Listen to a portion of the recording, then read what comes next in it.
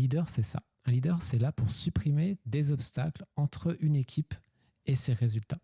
Et que dans ce cas-là, si le modèle de rémunération n'est plus adapté à ce qu'on fait, alors, on le fait évoluer.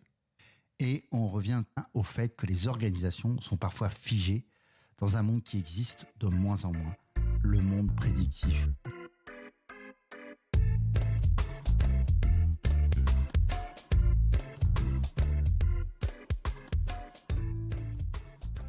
Bonjour à tous et bienvenue sur Moondrop, le podcast dédié à l'agilité Scrum et au DAO. Je suis Thibaut Viotte et vous êtes au bon endroit pour explorer les nouvelles formes de coordination humaine. Salut Thibaut, comment ça va ?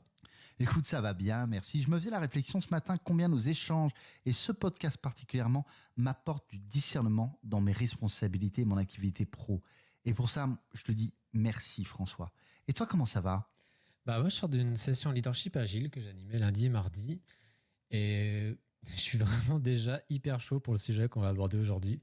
C'est notre 6e épisode. Et je te propose un retour aux sources. On va parler d'une responsabilité qui est plutôt mal comprise, voire parfois incomprise, et pourtant qui est d'une utilité qui est critique face à la complexité croissante de nos enjeux, qu'ils soient économiques, technologiques, humains, dans nos organisations.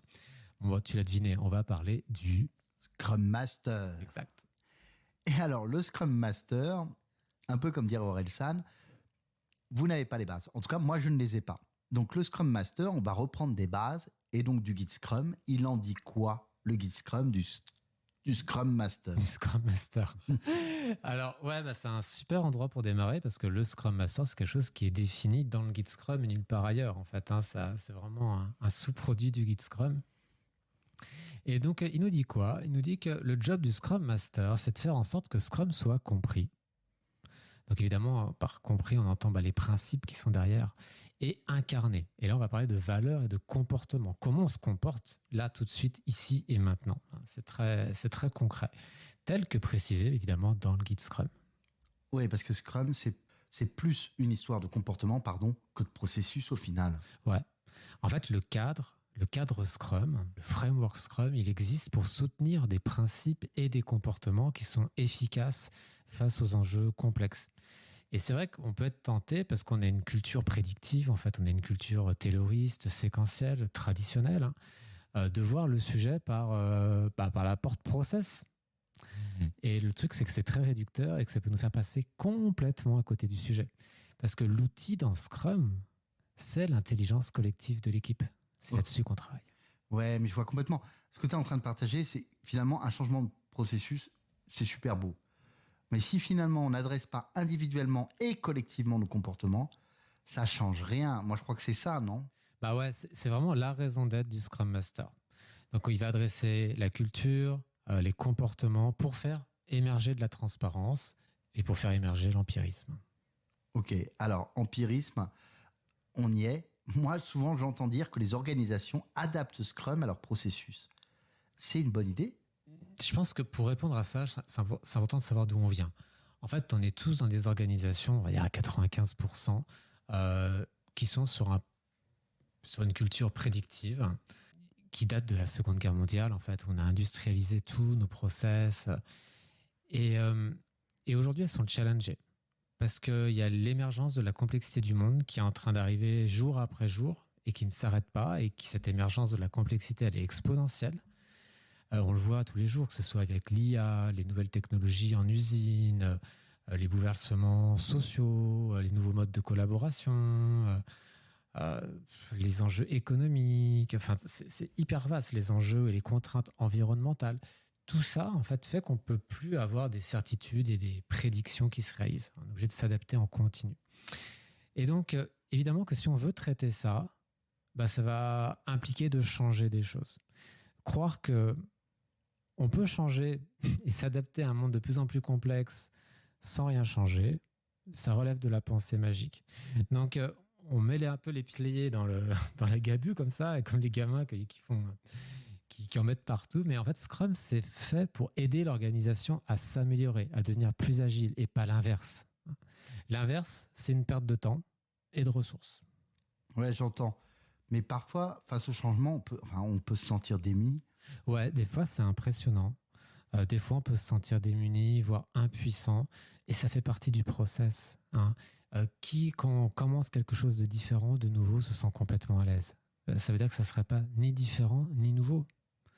Donc évidemment que c'est normal. Et c'est pourquoi on a besoin d'un Scrum Master, car elle va être là pour nous aider, pour nous soutenir, tantôt en travaillant notre patience, tantôt via nous soutenir dans la prise de conscience peut-être de croyances limitantes. Parfois on se dit, ah bah ici c'est pas possible. Ouais, peut-être que c'était pas possible hier, mais peut-être qu'aujourd'hui les choses ont changé.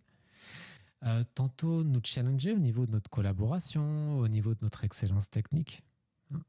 Donc en fait, challenger le statu quo, même tout petit bout par tout petit bout, c'est ce qui fait la différence sur le long terme. Et on a besoin d'un Scrum Master aussi pour ça. Ok, donc j'en conclus, alors peut-être un peu rapidement comme toujours chez moi, qu'il faut faire Scrum d'un coup. Alors, c'est quelque chose qui est possible. Est-ce que c'est souhaitable? Je ne sais pas. Ça va dépendre de l'environnement dans lequel on est. Une transformation agile, c'est un sujet qui est complexe parce qu'en fait, on parle d'humains qui travaillent ensemble. Qu'est-ce qu'on peut faire de plus complexe que ça? Et donc, la meilleure façon de réduire les risques dans un environnement complexe, c'est d'appliquer Scrum à lui-même, c'est-à-dire d'avancer de manière itérative et incrémentale.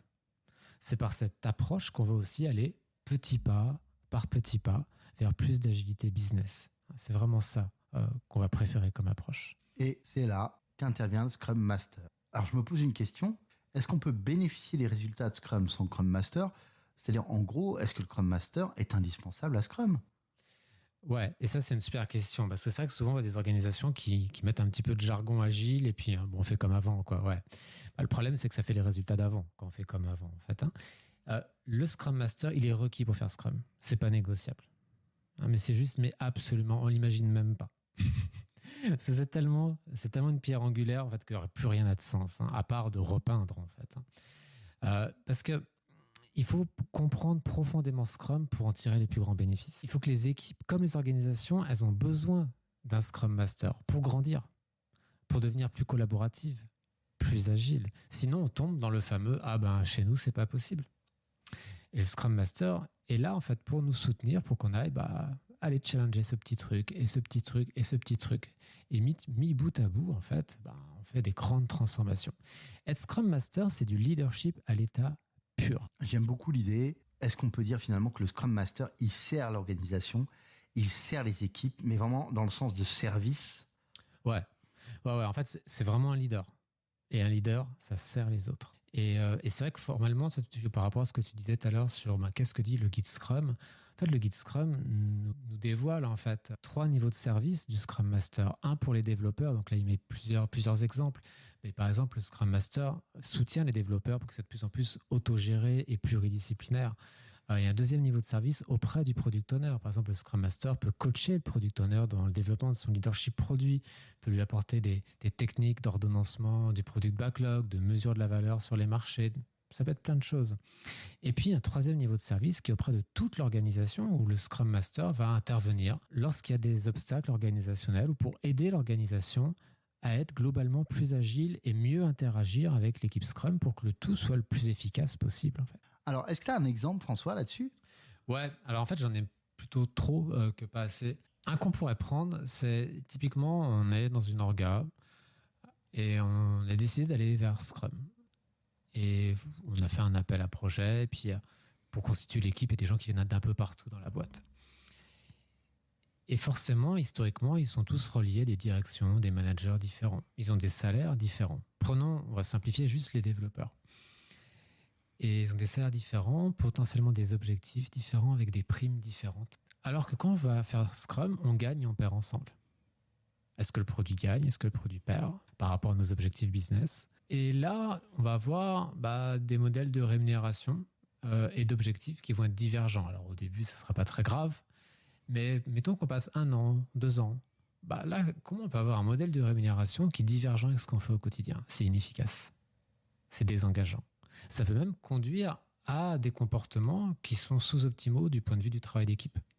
Parce qu'on peut avoir par exemple des éléments de performance individuelle, ce qui a très peu de sens dans un collectif. Donc là, on voit que cette équipe-là, peut-être qu'il y a un travail à faire avec les RH pour justement construire un modèle de rémunération qui est plus aligné avec ce qu'on est en train de faire ensemble. Alors après, il y a plein de façons de le faire. Mais voilà, là, c'est un exemple. Et des exemples comme ça, il y en a des milliers et des milliers. Ah, moi, j'aime beaucoup parce que ça tape dans le dur, dans l'argent. Ouais. Alors peut-être que les RH ne voudront pas mettre à jour une façon de faire. Moi, je dirais même que ça peut coincer de leur côté. Alors, ça peut coincer parce qu'on n'a pas l'habitude, en fait, on a l'habitude d'avoir des process, c'est toujours les mêmes depuis des 50 ans, 80 ans. Et c'est pourquoi, en fait, dans Scrum, on a les 5 valeurs de Scrum. Et par exemple, il y a le courage. Le courage, c'est d'adresser les sujets, d'oser peut-être faire émerger la transparence, dire, bah voilà, on est dans cette situation-là, avec ce mode de rémunération, ce système de primes, des objectifs qui sont divergents. Ben, voilà le résultat et voilà les comportements que ça implique. Est-ce que c'est ça qu'on veut en tant qu'organisation? Est-ce qu'on est OK de mettre de l'argent dans une équipe et en même temps de faire en sorte que cet argent vienne abîmer cette équipe? Est-ce qu'on est OK avec cette contradiction-là en tant qu'organisation? Et avoir le courage de nourrir ces conversations-là. Et qu'évidemment, que basé sur des faits, les leaders prennent les bonnes décisions. Alors évidemment, on peut avoir les 5% qui prennent des décisions folles, mais globalement, c'est pas trop ça. Globalement, les gens sont de bonne volonté et font les bonnes choses confrontés aux bons faits. Mais l'idée, c'est qu'il faut faire remonter ces données, les établir et proposer des choses. Donc en fait, un leader, c'est ça. Un leader, c'est là pour supprimer des obstacles entre une équipe et ses résultats. Et que dans ce cas-là, si le modèle de rémunération n'est plus adapté à ce qu'on fait, alors on le fait évoluer. Et on revient au fait que les organisations sont parfois figées dans un monde qui existe de moins en moins, le monde prédictif. Du coup, les choses ne sont pas simples. Et est-ce que le Scrum Master, alors il soutient, il aide, mais est-ce qu'il n'aurait pas besoin parfois d'aide lui aussi? Bah oui, parce que c'est pas facile ces transformations. On en a tous besoin, on le sent. On en est tous là, on le sait, on le sent, mais comment on y va ensemble, on ne sait pas trop. Et que le Scrum Master, c'est un métier de soin. Il est là pour donner, pour révéler, pour soutenir. Donc, pour soutenir, c'est mieux d'être soutenu. Moi, je coach des Scrum Masters dans leur développement, dans leur leadership, mais aussi je suis coaché. Et je ne pourrais pas faire l'un sans l'autre. Ça ne marche pas, en fait. Il y a besoin d'un espèce de flux de la générosité. On ne peut pas donner dans un seul sens, sinon on fane et on n'a plus rien à donner. Donc ça, c'est vraiment important pour un Scrum Master d'être soutenu, et c'est important pour une organisation d'avoir conscience de ça, de dire, au fait, qui c'est qui s'occupe de mes Scrum Masters? Et moi, j'ai l'impression que tout ça, la valeur principale qui ressort, et même l'histoire, je dirais, c'est celle du leadership. Est-ce que finalement, il n'y aurait pas une énorme différence à faire? En tout cas, c'est ce que j'entends entre manager et leader. Ouais. Alors, le leadership, c'est situationnel. C'est-à-dire que le management, pour faire simple, c'est le contrôle de la conformité des comportements et des actions. En clair, on valide les congés des gens, on dit comment ils doivent s'habiller, avec qui ils ont le droit de parler ou à qui ils n'ont pas le droit de parler, ce qu'on attend d'eux en termes de comportement. En clair, dans un environnement prédictif, c'est ce qu'il faut parce que c'est ce qui marche. Mais dès lors qu'on n'est plus dans un environnement prédictif, alors on a besoin d'autre chose. On a besoin de développer le leadership, en fait. Et un leader, il va pouvoir adopter temporairement une posture en fonction du niveau de maturité des équipes. Par exemple, une équipe qui est plutôt immature, qui commence vers l'agilité, on aura une posture qui sera très managériale. On sera plutôt dans une posture de manager parce qu'on va être prescriptif. Mais on va aussi à chaque fois laisser plus d'espace à l'équipe de ce qu'elle est capable de faire, mais pas trop d'espace, sinon ils vont se sentir abandonnés. Et on veut pas ça, on veut qu'ils aient un cadre soutenant. Mais en même temps, ce cadre, il est un peu plus grand que ce qu'ils sont capables de faire. Un peu comme un gamin qui apprend à faire du vélo. C'est OK qu'il tombe, en fait. Ça fait partie. Ou qui apprend à marcher, c'est pareil. Ça fait partie, c'est comme ça qu'on grandit. Mais par contre, on est là pour veiller que ce soit pas trop grave, que ce soit sous contrôle. On a des pansements, un bisou, tout ce qu'il faut. Et c'est vraiment ça, en fait. C'est ça le leadership. Donc, on va adapter notre posture en fonction des différents niveaux de maturité. Donc, la posture du manager, c'est une posture qui est plutôt très, très prescriptive quand on est dans un environnement plutôt prédictif. Et que c'est pas forcément ce qui est le plus adapté pour un environnement complexe. Ouais, j'entends. J'aime beaucoup l'empirisme. Chaque fois, tu rappelles finalement que tout est lié à la situation, qu'on ne prend pas et à l'environnement. Ouais. Et ça, j'aime beaucoup. Et finalement, le choix entre manager et leader, il dépend aussi d'une histoire d'environnement et des enjeux qui vont avec. En fait, c'est exactement ça. C'est-à-dire que le management, c'est ce qui est adapté aux enjeux prédictifs. aux enjeux plutôt statiques. Par exemple, une usine qui coupe du bois, tu vois, quand tu as une usine d'une série de bois, bon, tu sais exactement ce que tu as en entrée, ce que tu as en sortie, quel type de poste tu as, tu as un protocole de découpe, tu sais c'est quoi tes niveaux de qualité, tu as des fiches de poste. Par exemple, tu prends des ouvriers qui ont travaillé dans une usine ou travaillé dans une autre usine, bah, ils reprennent leur marque tout de suite.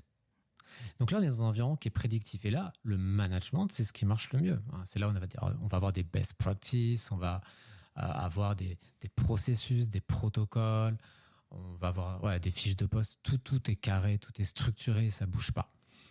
Le leadership, c'est ce qu'on emploie face à des situations aux enjeux complexes, comme le développement de produits, de logiciels, de fusées spatiales, de systèmes de défense antimissile, de jeux vidéo. Tous ces environnements, ils ont besoin de leadership parce que ces environnements qui sont très risqués, très complexes, avec beaucoup d'incertitudes, et on a besoin que ce soit les équipes qui soient autogérées, qui puissent prendre des décisions sur le terrain, parce qu'il n'y a qu'à cette vitesse-là qu'on peut adresser la complexité de ces environnements-là. Ouais, mais le leadership, finalement, il fait croître l'autogestion. Ouais. C'est ça. Hein. Et est-ce qu'il y a on revient un peu sur cette idée de management. Est-ce que c'est facile de passer d'une posture de manager, une posture de Scrum Master ou de leadership, ou au contraire, il y a des challenges? Ouais, c'est marrant parce qu'en fait, comme je te disais, je facilitais une PAL I en fait, hier. Il y a une bise aux participants qui se reconnaîtront. Ouais, alors je vais t'arrêter là. Tu peux préciser à nos éditeurs et auditrices qu'est-ce que c'est qu'une PAL I? Alors, c'est un format de Scrum.org qui est dédié à la transformation des organisations. En clair, c'est pour armer le management, le leadership, à adresser cette transformation. Parce que c'est pas quelque chose que tu apprends en école de commerce, c'est quelque chose que tu apprends nulle part, c'est quelque chose qui est assez récent. Donc ça se dit PAL I, ou on peut dire PAL E, c'est PAL-E, ça veut dire Professional Agile Leadership Essentials.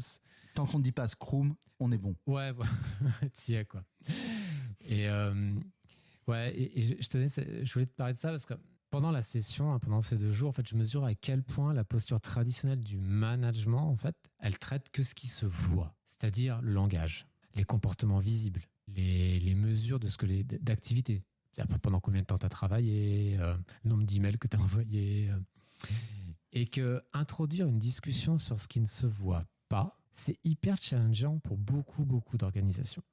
Parce que c'est des choses qui sont complètement tabous et qu'on a l'habitude de garder pour la maison ou pour les amis et la famille. Les émotions, la croyance, les croyances, notre rapport à l'autre, nos ambitions, nos idéaux, notre imaginaire, nos réflexions. Et on intègre ça, on réintègre ça. Et le leadership, c'est comment on va travailler cette matière invisible pour générer de la transformation et la mesurer dans le visible. Mais si on reste que dans l'invisible ou que dans le visible, il ne va rien se passer. On a besoin de prendre 100% de la personne. On ne peut plus faire juste c'est quoi la couleur de ta chemise et ça suffit. Tu vois. Alors là, il me semble important et même essentiel que tu précises pourquoi ces éléments qui ne se voient pas sont si importants.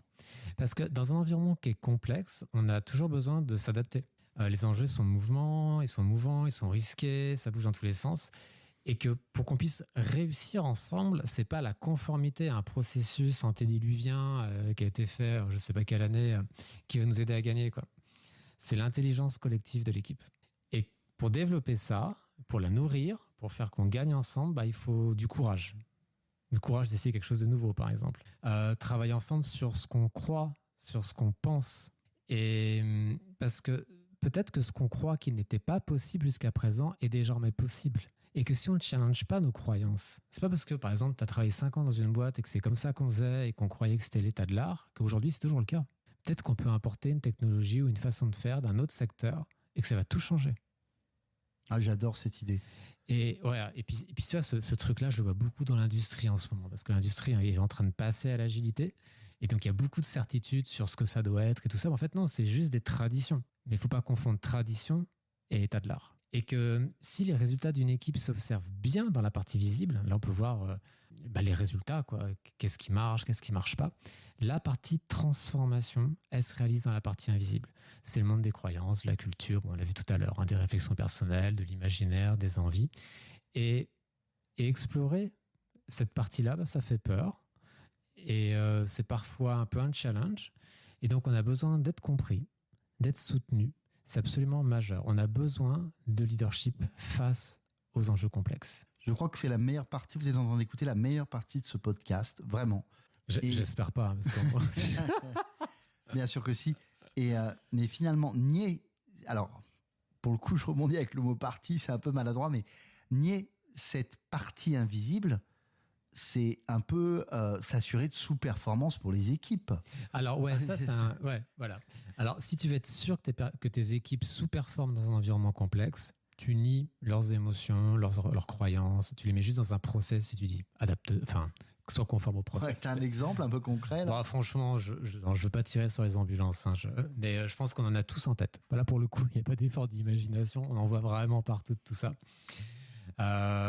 Dès qu'on prend pas en compte l'entièreté de la personne, en tout cas dans un environnement complexe, ça grince et ça se passe pas très bien en fait, quoi. Ouais, comme quand les gens disent tu sais François, ça c'est pas possible dans cette boîte. Ouais, ça me désespère, mais c'est comme ça, on peut pas changer. Ouais, voilà. Et là c'est hyper intéressant parce que ça dit deux choses. Peut-être que la boîte, l'organisation dans son état actuel ou un état passé qui reste en mémoire de la personne était rigide et que c'était peut-être qu'il n'y avait rien de possible à ce moment-là, mais est-ce que c'est toujours le cas aujourd'hui? Et puis peut-être est-ce qu'il n'y aurait pas une croyance limitante ici? Est-ce qu'en fait on n'aurait pas forgé une perspective sur le réel, une croyance, et que ça serait peut-être ça qu'il faudrait adresser? C'est un vrai sujet. Et peut-être qu'on peut se poser des questions, genre, est-ce que cette affirmation, ça serait pas une perspective? Est-ce que la situation actuelle, elle serait pas génératrice d'opportunités? Qu'est-ce qui nous soutiendrait dans cette reprise en main du réel? Qu'est-ce qui nous permettrait, en fait, d'explorer est-ce que cette croyance, elle est vraie ou elle est fausse? Là, on part dans une posture de coaching, là. Ouais. Alors, c'est une posture du leader, mais l'idée ici, c'est qu'en allant chercher dans nos croyances, on envisage le réel d'une autre façon, d'un autre point de vue, et que pour le coup, des portes, des opportunités s'ouvrent, quoi. Ouais. Et en fait, ce qui était impossible, du coup, ça devient possible. Et parfois, ça peut demander de la patience, hein, parce que on a tous des parcours individuels et collectifs qui sont singuliers et qu'il y a des gens qui vont avancer très vite sur un sujet, ils vont être très lents sur un autre, des équipes qui vont pas bouger pendant 6 mois, 1 an, et tout d'un coup, tout va se mettre en place très rapidement. On a chacun nos formes de maturation, en fait, hein. Soit parce que la situation est coriace, ou voilà que nos parcours pour grandir sont un peu différents, et c'est complètement naturel, en fait, hein. C'est Simon Sinek qui a sorti un bouquin qui s'appelle Le jeu infini, et c'est vraiment ça. Une organisation, c'est un jeu infini. Tout ce qu'on croit qui est vrai dans une organisation, en l'adressant d'une façon ou d'une autre, on s'aperçoit qu'en fait, non. Il y a moyen. Il y a toujours moyen, en fait. Ouais, et on revient sur les enjeux de croissance des individus, des équipes, mais aussi l'importance du soutien aux organisations et aux équipes. Et finalement, c'est ce que fait le Scrum Master. Il soutient. J'ai l'impression que cette responsabilité qu'on a dans Scrum, le Scrum Master, est mal comprise. Justement parce que nos organisations traditionnelles ne voient souvent que l'aspect visible des choses. Écoute François, j'ai envie de te faire une proposition. Ça te dirait qu'on démystifie tout ça, l'action du Scrum Master, avec, genre, une fois aux questions. Ouais, genre les questions populaires, trucs comme ça. Ouais, carrément. Exactement. Parce que, en fait, c'est vrai que en négligeant et en sous-estimant l'importance de cette responsabilité qu'est le Scrum Master, en fait, on se prive d'énormes leviers de transformation et d'impact, en fait, hein, que ce soit business, humain. Donc, ouais, à fond. Alors, jingle, c'est parti pour le Q&A Scrum Master. Et on commence par, il fait quoi de ces journées, un Scrum Master? Il glande. Alors, en tout point, il fait remonter la transparence. Alors, ça peut prendre plein de formes. Ça peut être au niveau de l'incrément de produit. Est-ce que le produit est transparent? Là, ça rentre un peu dans la technique, mais est-ce qu'on a une definition of done? Est-ce que tout ce qu'on fait, c'est d'un niveau de qualité qui est adapté au marché? Est-ce que, que l'incrément soit transparent, c'est-à-dire qu'on sait exactement comment c'est fait et à quels critères de qualité ça répond et que c'est conforme à ce qui est requis sur ce marché-là. Il va s'assurer de la transparence de notre stratégie de produit, de comment on se projette dans le futur.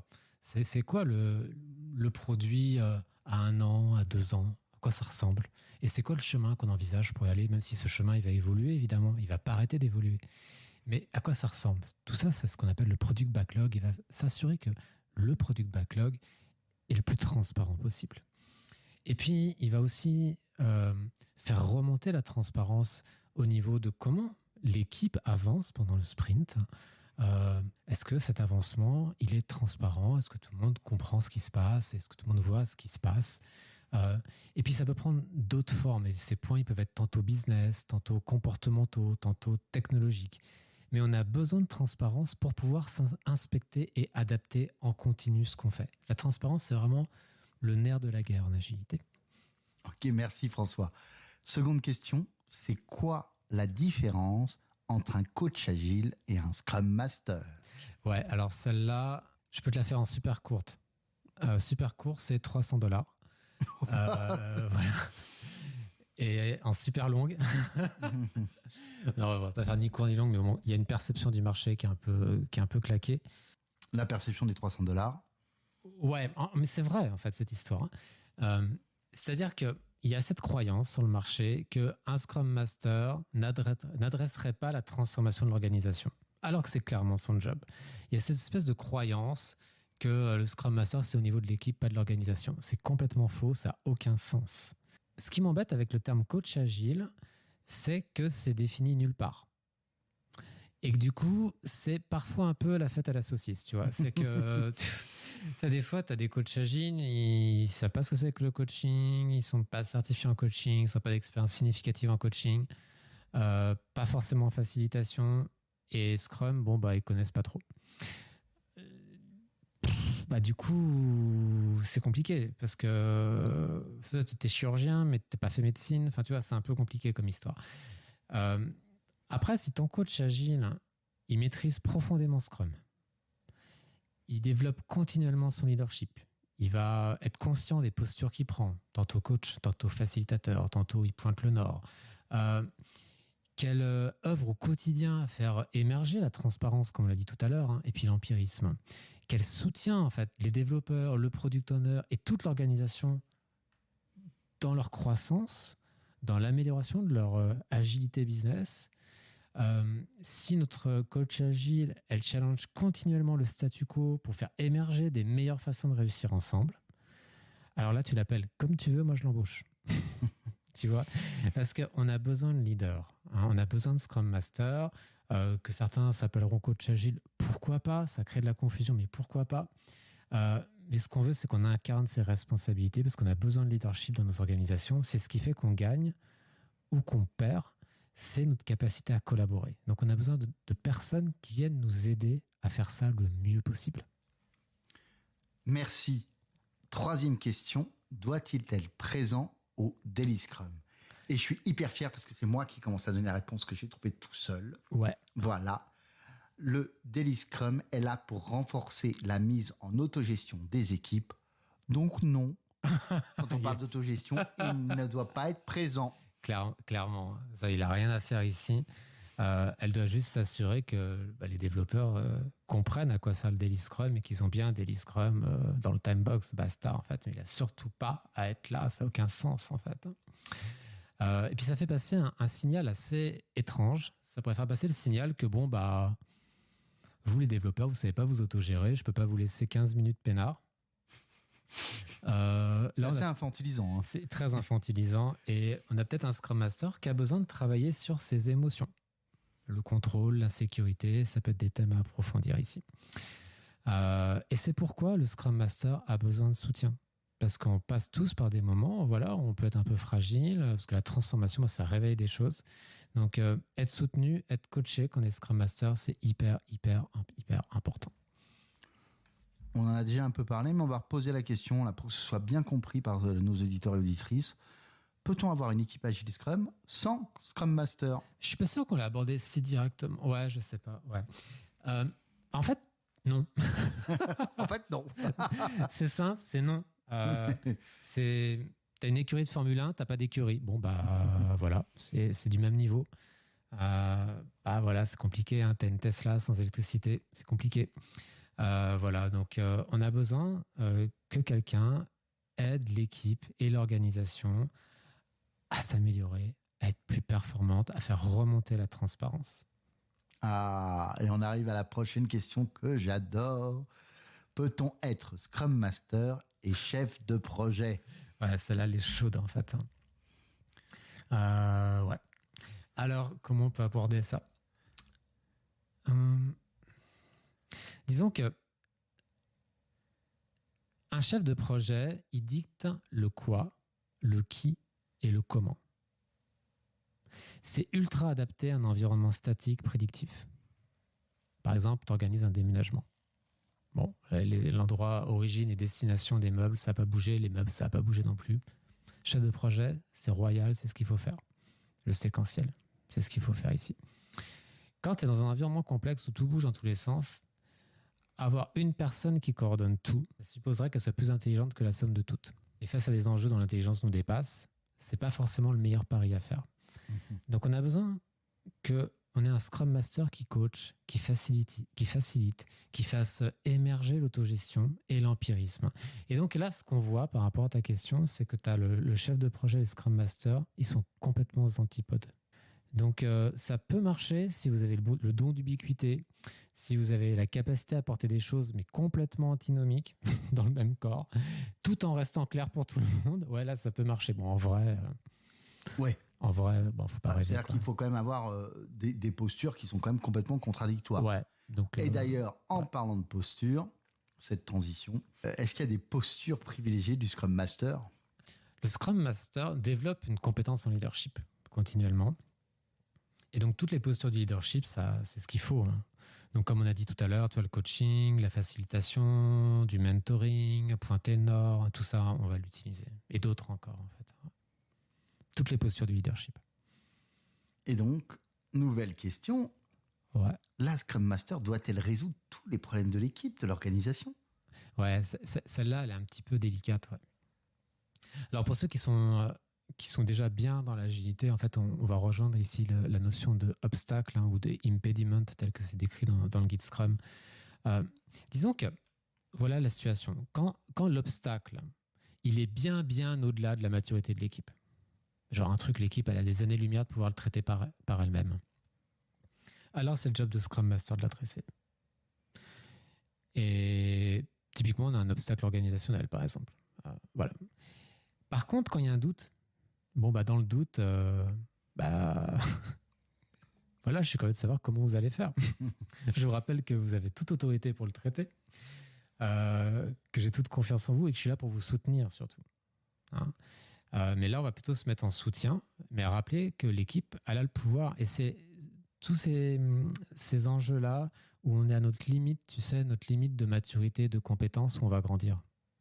Donc, ils sont hyper précieux. Et c'est hyper précieux que le Scrum Master ne prenne pas ces enjeux-là et justement les laisse à l'équipe et soit là en soutien, parce que c'est là où l'équipe va monter, en fait, en puissance. Par contre, un obstacle qui est bien au-delà de la capacité de l'équipe, un Scrum Master qui dirait... non, ici c'est comme ça, ça bougera pas. Là, c'est le Scrum Master qui a besoin de grandir. Et là, on en revient encore à la question de tout à l'heure, c'est comment on accompagne nos Scrum Masters. Et le dernier truc là-dessus, c'est que quand un Scrum Master va vouloir résoudre tous les obstacles, même ceux qui sont à portée de main de l'équipe, en fait, il vient se servir lui ou elle vient se servir elle, mais elle vient pas servir l'équipe. Parce que servir l'équipe, c'est l'aider à grandir. Et là, on crée de la dépendance, on les infantilise. Ouais. Et ça, c'est pas efficace. Alors, nouvelle question. Moi, j'aime beaucoup cette question parce qu'elle ramène aussi Scrum à souvent un biais personnel, que je trouve personnel, que c'est une méthode pour les logiciels, pour l'informatique, ce qui n'est absolument pas le cas. Donc, ma question, doit-il être un expert technique? Ouais, c'est ni une méthode, ni pour un domaine particulier. Donc, absolument non. Il peut l'être, ou elle peut l'être, mais c'est absolument pas requis. Par contre, ce qu'on veut, c'est que notre Scrum Master soit un expert en Scrum. Ça, c'est vraiment la compétence qu'on veut, majeure, en fait. Hein. C'est pour ça qu'il s'appelle Scrum Master. Et par contre, il va développer, ou elle va développer sa compétence en leadership. Ouais, ça, on veut. Développer sa culture des pratiques complémentaires à Scrum, parce que Scrum est incomplet par nature. Hein. C'est un cadre qui s'applique à toute problématique complexe. Donc, connaître des pratiques comme la livraison continue, du Kanban, ou des enjeux de process industriels, des impressions 3D pour l'industrie. Bref, selon le secteur dans lequel vous êtes, des pratiques complémentaires, avoir la connaissance qu'elles existent, avoir une culture pour nourrir les équipes. Ça, ouais, ça aussi, c'est intéressant. Ok, merci beaucoup François. Nouvelle question. Et là, avant de donner la réponse, on va laisser peut-être quelques secondes à nos auditeurs pour répondre de leur côté, et auditrices bien sûr. Hein. Le Scrum Master doit-il être une interface entre les développeurs et le Product Owner? Donc en clair, là, je me tais, c'est ça. C'était l'idée. Je me tais alors, ok. Tu peux y aller. Ok, alors attends, la question c'était quoi déjà? Doit-il être une interface entre les développeurs et le Product Owner? T'en penses quoi, toi? Moi, je sais, j'étais hyper content d'avoir trouvé la réponse aussi. C'est évidemment jamais. Ouais, jamais en fait, carrément. Parce que les développeurs ou le PO ou les parties prenantes, en fait, c'est tous des grands en fait. Hein, c'est des adultes normalement. Et donc, ils sont capables de se parler et de collaborer en direct. Il n'y a pas besoin d'avoir demandé à papa, maman l'autorisation de parler à un tel ou de demander à quelqu'un d'inviter quelqu'un. Ça n'a aucun sens. Tant qu'on reste dans le cadre qu'on a choisi, par exemple, ça pourrait être Scrum, tant qu'on reste dans ce cadre-là, bah, en fait, on parle à qui on veut. Si c'est ça qui est efficace, c'est super et c'est ce qu'on veut, quoi. Alors, une petite question un petit peu de manager. Comment évaluer la performance d'un Scrum Master? Ouais, celle-là, c'est pas naturel parce que de la même façon que c'est dur d'évaluer la performance d'un leader, parce qu'un leader agit de manière indirecte et le Scrum Master agit de manière indirecte. Donc évidemment que mesurer la performance d'un leader en général, c'est pas simple. Hein. Donc par contre, le fait d'avoir de l'agilité, le fait d'avoir Scrum, on va avoir des clés qui vont nous aider. Par exemple, est-ce que l'équipe livre avec une fréquence qui est de plus en plus régulière et rapide dans le temps? Ça peut être un bon indice de dire il se passe un truc de positif. Est-ce que la qualité, c'est du done? Est-ce que ça marche? Est-ce que ce qu'on fait, ça a de la valeur? Est-ce que les parties prenantes sont contentes? Est-ce que tout ça, ça va dans un sens positif ou au contraire, ça se dégrade ou ça stagne? Là, si on va dans un sens positif, on a peut-être une indication qu'on a un Scrum Master qui soutient bien l'équipe. Est-ce que l'équipe a une compréhension solide des principes ou des valeurs qu'on a dans Scrum? Là aussi, ça nous a donné une indication de est-ce qu'on a un Scrum Master qui est à la surface des choses ou ce qui est au contraire, qui donne de la puissance à l'équipe en lui donnant les informations sur le pourquoi de chaque élément de Scrum. Est-ce que on a une équipe qui a la pêche? Est-ce qu'on a une équipe qui a un peu comme une cour de récré de gamin où ça envoie dans tous les sens, qui a un super moral, qui est conquérante, qui est curieuse, qui est enjouée, où on a envie d'en être? Ouais. Et si on a ça, peut-être qu'on a un grand Scrum Master. Ou une grande équipe. Ouais, et c'est la même chose en fait. Exact. Et si au contraire, tu as une équipe où tu arrives dans l'open space et tu as une dépression rien que quand tu es rentré, là tu sais qu'il y a peut-être qu'on a besoin de travailler en fait. Qu'est-ce qu'on a d'autre comme indice? Il y a, est-ce qu'on est dans l'amélioration continue? Est-ce qu'on est toujours en train d'apprendre des nouveaux trucs? Et là, on a peut-être un Scrum Master qui envoie du lourd. Est-ce qu'il y a cette culture de l'apprentissage continu? Est-ce qu'il y a cet esprit du débutant dans l'équipe? Ça, c'est hyper, comme au yoga, c'est hyper important. Et puis, il y a un peu le juge de paix. Le truc, en fait, où tu peux faire très rapidement une évaluation de la situation, même si c'est pas complet, mais quand même, ça donne beaucoup d'indices. C'est est-ce que l'équipe sait se soutenir elle-même? D'accord, clair? Est-ce que l'équipe, elle s'améliore par et pour elle-même, ou est-ce que elle est dans une forme de dépendance au Scrum Master? Genre ça, on n'a pas pu le faire, le Scrum Master n'était pas là. Et voilà. Parce que l'idée d'un Scrum Master, c'est qu'il soit invisiblement présent. C'est-à-dire que quand elle n'est pas là ou quand il n'est pas là, en fait, on est au top. Mais quand il est là ou quand elle est là, en fait, on est inspiré pour aller encore plus loin. Et c'est vraiment ça, en termes de développement, qu'on cherche à faire en tant que Scrum Master. Et on voit que c'est un art et que c'est un chemin d'excellence, quoi. Merci. Alors maintenant, on a tous les éléments. Hein. On sait ce que c'est qu'un bon Scrum Master. Maintenant, il nous reste plus qu'à le trouver. Alors, comment recrute-t-on un Scrum Master? Ouais, et ça, c'est un vrai sujet parce qu'on imagine mal que recruter des agilistes en général, en fait, ça puisse être différent de ce qu'on fait en prédictif. Alors qu'en fait, le travail est différent, les comportements sont différents, les enjeux sont différents. Donc forcément, nos recrutements, il ne peut pas être le même. Ça n'a pas de sens, en fait. Quand tu cherches un boucher, tu ne vas pas faire d'entretien pour un jardinier. En fait, il y a un moment, c'est différent. Et ce qu'on préfère, en général, c'est que ce soit l'équipe qui choisisse. En lien avec les autres leaders, bien sûr. On n'est pas dans la sécession, pas du tout. Et le niveau de responsabilité que l'équipe va avoir dans le process, ça va dépendre de son niveau de maturité. Une équipe qui est très immature, on aura un truc qui sera plus géré par l'organisation, le leadership, mais l'équipe aura le dernier mot. Une équipe qui sera très mature, ce sera beaucoup, beaucoup plus fluide, en fait. Les questions qu'on peut se poser, c'est, en tant qu'équipe, est-ce qu'on a confiance dans cette personne qui se présente à nous comme Scrum Master? Parce que quand vous choisissez un psy, c'est vous qui le choisissez. C'est pas le psy qui vous choisit. C'est clair. Et donc on a besoin de est-ce que je me sens en confiance avec cette personne? Est-ce que je sens que cette personne, elle va nous aider à grandir, à être meilleure? Est-ce qu'elle va nous aider à ce qu'on envoie du lourd au niveau de la boîte?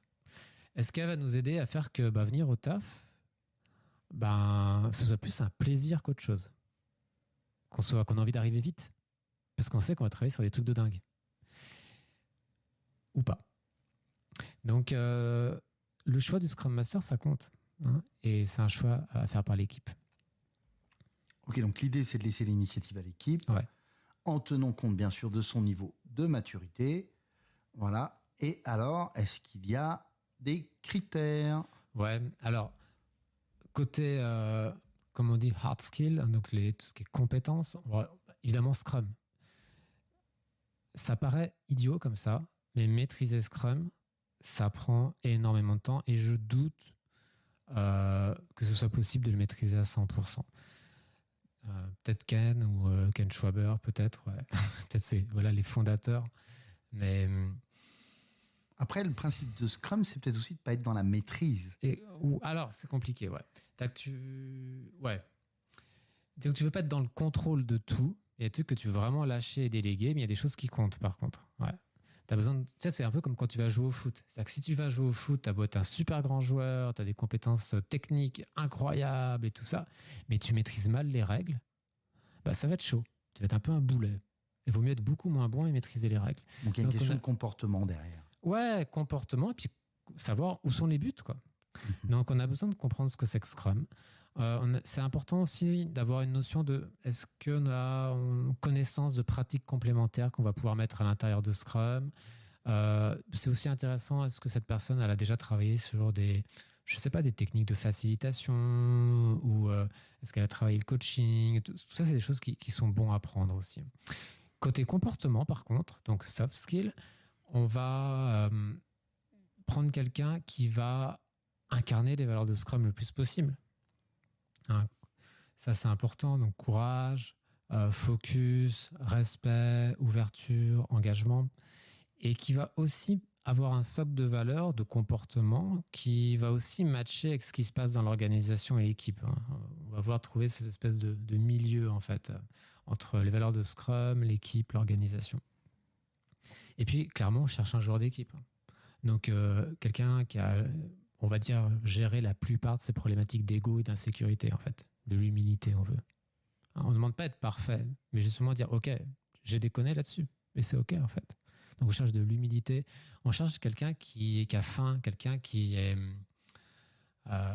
intrinsèquement motivé, qui s'est donné une mission, qui a envie d'avancer par et pour lui-même, en fait. Ça, c'est hyper important. Et puis, qui a des compétences interpersonnelles fortes, quoi. Ça, c'est super important. Ouais. Donc, voilà. Après, ça va dépendre des contextes, mais grosso modo, là tu es en train de trouver un bon Scrum Master. Génial. Et on a une idée des critères pour des compétences plus dures? Je veux dire des compétences métiers? Ouais, alors, je suis toujours un peu embêté. Disons que ce que je vais dire, c'est pas une prescription. Attention. Mais comme toujours ce que tu dis, François, c'est jamais une prescription. Ouais. C'est vraiment une ouverture. Ouais, parce que ça va dépendre des marchés. Par exemple, si on prend le marché français qui est pas super mature, les certifications, ça peut être un bon truc. Tu es aux Pays-Bas, les certifications, ça a beaucoup moins d'importance parce qu'on est sur un marché qui est beaucoup, beaucoup plus mature. Toujours pareil, l'environnement. L'environnement, c'est toujours ça, quoi. Donc, oui, en France, avoir une PSM2, c'est pas déconnant quand on recrute un Scrum Master. Une certification de coaching qui est crédible, genre Barefoot ou Coactive. Si c'est une certification de coaching où il faut 2 semaines pour l'avoir, enfin vous voyez c'est peut-être une bonne introduction, c'est peut-être très sympa, mais il faut du temps pour faire un coach. Donc voilà, ça peut être des bons prérequis. Évidemment, comprendre bien Scrum. Un Scrum Master qui a suivi la PAL-I, c'est chouette. Pour qu'elle soit mieux armée pour les enjeux de transformation. Qu'on n'ait pas un Scrum Master qui considère que la situation actuelle, c'est la situation définitive. Sinon, il ne sert à rien, en fait. On perd notre argent.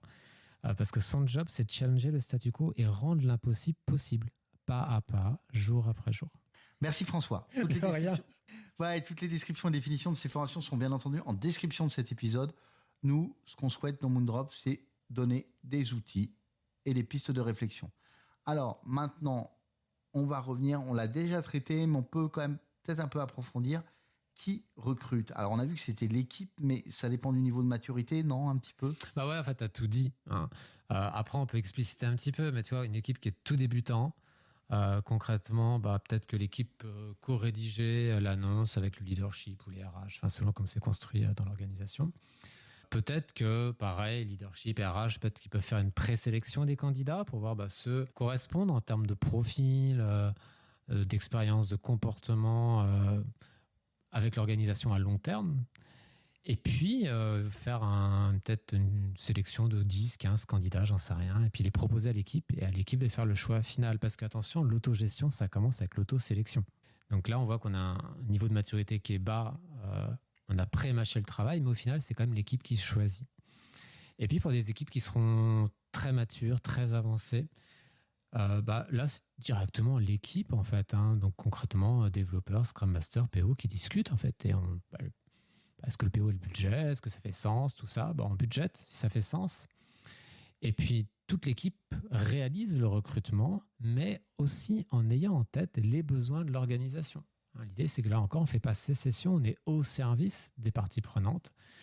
Et on va bien sûr s'accorder avec c'est quoi les prérequis dans l'organisation, les choses comme ça, mais on va faire le travail nous-mêmes pour plus de fluidité, tout simplement. Ouais, et dans les deux cas, on va privilégier l'empirisme en fonction de la situation et de la maturité des équipes. Et l'empirisme est évidemment un principe de Scrum. Ouais, Scrum est construit dessus, en fait. Scrum ne sert quasiment que à ça, en fait, à faire émerger l'empirisme. Ce qui est intéressant, c'est les approches. Tu vois, par exemple, quand tu travailles en Scrum, tu travailles en équipe. Et c'est révolutionnaire par rapport à ce qu'on fait traditionnellement, parce que traditionnellement, on appelle des équipes, mais qui ne sont pas des équipes, en fait. C'est des groupes d'individus ou des sommes d'individus. Mais chacun travaille sur sa ligne de natation, et puis à la fin, on rassemble et on prie pour que ça marche, ce qui est rarement le cas. Synchrone, asynchrone. Voilà, c'est très compliqué. Et là, le travail, là, c'est plutôt, on fait des petites choses, mais tous ensemble. Donc, c'est très différent. Et donc, du coup, dans notre recrutement, si on ne prend pas en compte cette dimension-là, on passe à côté de quelque chose qui est énorme. On ne peut pas faire du one-to-one. Ça n'a pas trop de sens. On va vouloir faire des entretiens d'équipe. Alors après, il existe des dizaines et des dizaines de patterns possibles, de schémas possibles. Par exemple, on pourrait imaginer que on propose au candidat, on lui donne les règles du jeu. En fait, l'idée, c'est d'être évidemment très respectueux parce que ce soit pas une audition en mode Star Academy, genre le stress de ta vie, tu veux surtout pas ça. Ça, c'est l'angoisse totale. Tu veux surtout pas ça. Tu veux que la personne elle se sente super à l'aise et tout ça, qu'elle sente vraiment inclus. Et ça, c'est un travail à faire en tant qu'équipe pour construire cet environnement-là. Et ça, c'est un travail de leadership pour le coup. Et peut-être qu'on va proposer dans les règles du jeu de ce candidat, de dire voilà, pendant 10 minutes, pendant 5 minutes, j'en sais rien, tu vas nous parler d'un truc qui te passionne vraiment, mais vraiment, un truc à toi, qui n'a rien à voir avec le travail et qui te passionne. Parce qu'on a juste envie de voir qu'est-ce que c'est quand tu es passionné, qui tu es quand tu es passionné. Tu vois. Ça, c'est hyper intéressant. C'est l'invisible. Ouais, exactement. On a peut-être on peut peut-être imaginer qu'on va travailler tous ensemble sur un sujet sur lequel on est tous un petit peu au même niveau, quoi. Tu vois, on est tous un petit peu à l'ouest. Qu'on on n'a jamais adressé de cette façon-là, que ce soit une nouveauté pour tout le monde, qu'il y ait un pied d'égalité entre évidemment le candidat et puis l'équipe. Et regardez 5-10 minutes comment on travaille ensemble sur ce sujet-là. Et voir c'est quoi l'énergie. Est-ce qu'on a plaisir à être là? Est-ce qu'il y a des idées? Est-ce que ça fuse? Est-ce qu'on fait des blagues? Comment c'est l'expérience. Est-ce qu'on a envie? Est-ce qu'on se projette là-dedans? Est-ce qu'on pense qu'en tant qu'équipe, on a envie de ça? Ou est-ce qu'au contraire, on n'aime pas ça? Et voilà. Et là, on fait vraiment un entretien dans un contexte d'agilité, un entretien d'équipe. Et c'est hyper précieux. Parce que là, tu gagnes à tous les coups. Parce que si l'équipe se sent bien, elle sent qu'elle est plus complète, plus forte avec cette personne, bah là, on a potentiellement un super recrutement. Ok. Et attends, j'ai un autre truc, parce que ça, c'est vraiment un deuxième effet qui se coule, mais que je trouve majeur, c'est que si elle dit non à une personne, c'est extraordinaire, parce que ça veut dire qu'elle identifie des valeurs et des comportements auxquels elle dit non, et donc elle dit oui à elle-même. Et donc l'équipe se renforce. Donc tu as fait un entretien de recrutement qui, au final, est aussi un team building. Ouais, ce que je perçois, c'est qu'on oublie un peu, enfin même complètement, les entretiens individuels au profit des entretiens collectifs. On préfère. Ouais. Disons que ça révèle plus de choses sur la réalité de la nature du travail. Ouais. C'était important, cette question du recrutement. Et j'aime beaucoup cette idée que finalement, le process même renseigne aussi l'équipe sur ce qu'elle est. Ouais. On arrive en conclusion de cet épisode. Et en conclusion, moi, j'ai presque envie d'être un peu emphatique. Scrum Master, c'est le métier de demain dans des organisations qui grandissent dans un monde complet. Tout ce que ça incarne, un Scrum Master, c'est ultra précieux par rapport aux enjeux en fait, qu'on a aujourd'hui. Et que leur maturité, c'est un signal qui est hyper intéressant sur les organisations. Les organisations qui ont des Scrum Masters d'une grande maturité, ça nous en dit énormément. Parce que ça va nous donner une indication de la capacité interne à s'adapter à un monde qui chaque jour est plus complexe, plus incertain. Alors, évidemment, il ne faut pas hésiter à les former, les coacher, les soutenir, les challenger, car l'organisation est là pour gagner ensemble. Ouais. Il faut que tout le monde soit aligné. Ouais. Oui, c'est eux qui soutiennent le cadre de l'agilité pour permettre de créer des produits et des services que les gens aiment vraiment. Mais ils ont aussi besoin d'être soutenus.